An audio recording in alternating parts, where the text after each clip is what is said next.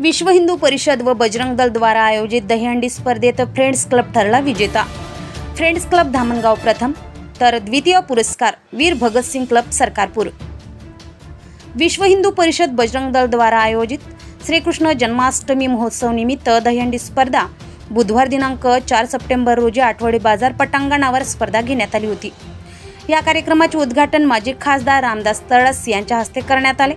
यावेळी मंचकावर त्यांच्यासोबत प्रमुख उपस्थिती भाजपा नेते राजेश बकाने, समाजसेवी मोहन अग्रवाल, ठाणेदार महेश चव्हाण, भाजप नेते पृथ्वी शहा, अटल पांडे, बबलू राऊत, अनिल कावडे, डॉक्टर नरेंद्र मदनकर आदी प्रमुख पाहुणे उपस्थित होते।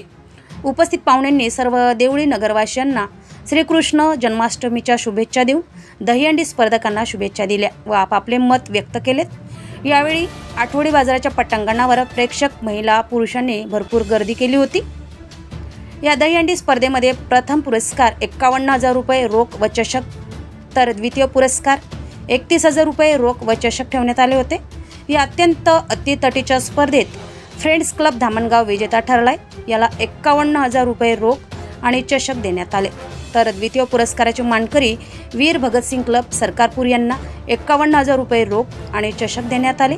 या कार्यक्रमाचे संचालन मोहन जोशी यांनी केले, तर आभार प्रदर्शन गजानन मोहल्ले यांनी केले।